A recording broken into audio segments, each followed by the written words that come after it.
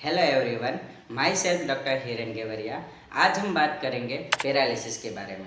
Paralysis क्यों होता है, उसके कितने टाइप्स होते हैं और क्या क्या सिम्टम्स होते हैं, उसी के बारे में हम आज बात करेंगे। बेसिकली पैरालिसिस को मेडिकल टर्म में हम लोग स्ट्रोक बोलते हैं।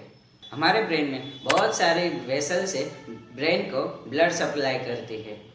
कभी कभी किसी कारणों की वजह से इस वेसल्सों में ब्लॉकेज या तो लीकेज क्रिएट होता है, जिसके वजह से ब्रेन को ब्लड मिलना स्टॉप हो जाता है।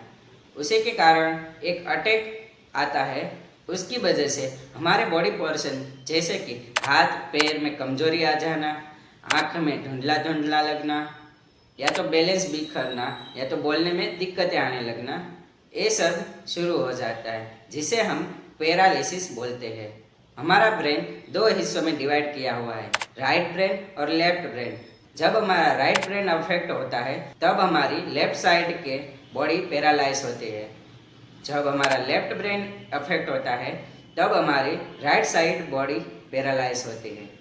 स्ट्रोक के टाइप्स के बारे में बात करें तो ब्रेन के अकॉर्डिंग जो टाइप्स है उसमें 3 टाइप्स है।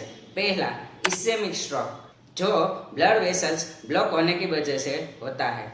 दूसरा है हेमरेजिक स्ट्रोक, जो ब्लड वेसल्स रप्चर होने की वजह से होता है। और तीसरा है ट्रांसिएंट इस्केमिक स्ट्रोक, जो टेम्पररीली ब्लड वेसल ब्लॉक होने की वजह से होता है और उसमें विदिन 24 आवर्स में ही रिकवरी पाया जा सकता है। और दूसरा है हमारे बॉडी पार्ट्स के अकॉर्डिंग टाइप्स, जिसमें पहला मोनोप्लेजिया, उसमें सिर्फ बॉडी का कोई एक ही लिम्ब इन्वॉल्व होता है, जैसे कि राइट हाथ, राइट पैर, या तो लेफ्ट पैर, या तो सिर्फ लेफ्ट हाथ ही इन्वॉल्व होता है। दूसरा है हेमीप्लेजिया, जिसमें वन साइड बॉडी पैरालाइज होती है, जैसे कि राइट साइड का हाथ या पैर, या तो लेफ्ट साइड का हाथ या पैर। तीसरा है पैराप्लेजिया, जिसमें लोअर ट्रंक के साथ दोनों पैर भी इन्वॉल्व होता है। चौथा है क्वाड्रिप्लेजिया, जिसमें बॉडी के ऑल लिम्स इन्वॉल्व होते हैं, जैसे कि दोनों हाथ और दोनों पैर। और पांचवा है डायप्लेजिया, जिसमें लोअर ट्रंक इन्वॉल्व नहीं होता है, सिर्फ दोनों पैर ही इन्वॉल्व होता है। और अब बात करेंगे पैरालिसिस किन लोगों को होने के चांसेस है।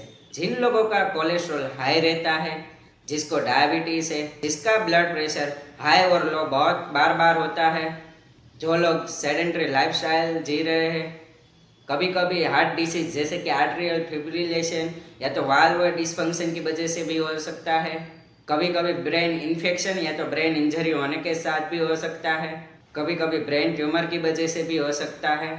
तो ऊपर बताए गए सिम्टम्स आपको भी है तो आपको उसे कंट्रोल करना चाहिए और पैरालिसिस से बचना चाहिए।